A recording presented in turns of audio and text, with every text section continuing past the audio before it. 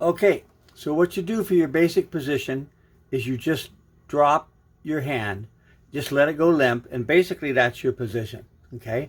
Right across the sounding bowl, and your elbows anchored right on the corner of the guitar. You can't see, it's quite out of range here, but it's anchored, see right there, sort of on the guitar. And you just drop it, and it comes up about the back half of the sound hole, which is where you want it, okay? And then again, if you just drop it, you have your hand in the basic position. And just let everything go limp. Then if you spread your fingers, your thumb is going to be down the neck from your first finger. It's not going to be like this. It's going to be like this. And the difference is you can hear this string, this sound, versus this sound. See, so you get that scratch the more angle you have. And this is the way your hand wants you to play. It says, don't do this because that's, you know, painful on my wrist, but this is what you want. So like that. So then if you're looking at it this way, you can see that there's this big break in towards the guitar like that, right? So that your wrist is further away from the guitar than your fingers. So it's not like this, where everything's like you're strumming, but more like that, with your elbow pulled out. And the way to tell is you can take this hand and put it in between. So you can do this. These four fingers will fit in between the wrist, reaching back in. So you're reaching back in around that, okay? So it's not hanging straight down. You're reaching back in like this. So again, thumbs down the neck. You have that big gap right there at your wrist. Not like this, not like you're strumming, okay? And back around. And then the basic pick for Ruby Johnson and for everything is just your thumb is called P for pulgar. Your middle finger is called M.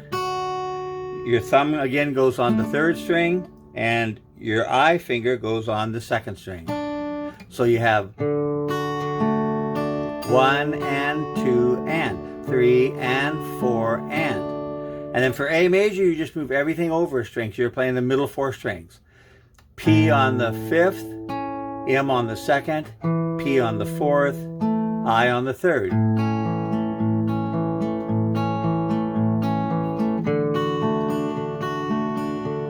So there's no movement of your elbow at all. It's not. But just.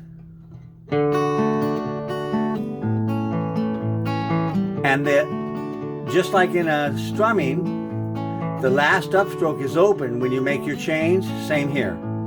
So the last pick will.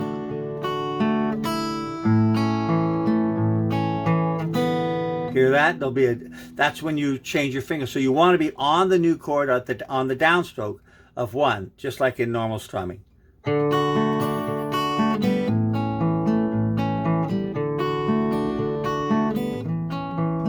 Okay, and then for the 6th string, you're using the same 3 strings for the 5 string, except your first thumb is on the 6th instead of the 5th. So it is 6, 2, 4, 3 instead of 5, 2, 4, 3 for the 5 string chord. And here's it. The only difference in that pick is the first downstroke of the thumb on the 6th string, and then you can alternate if you want.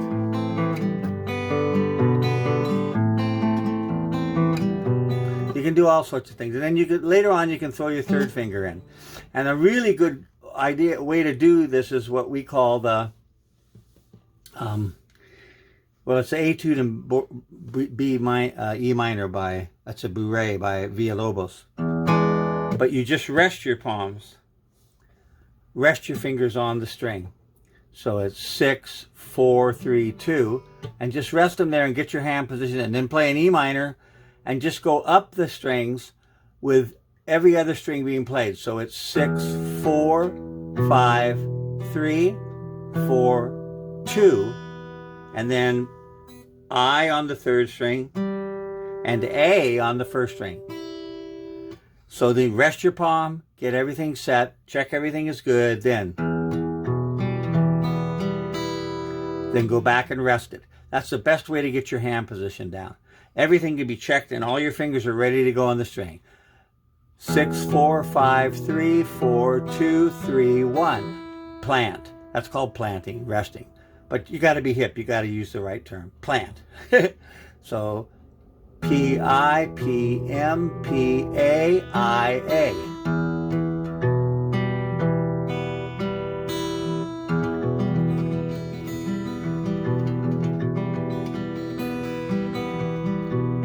That's coming back down. Don't worry about that. Okay?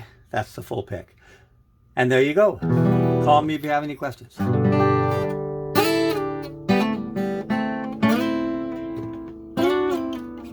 Okay?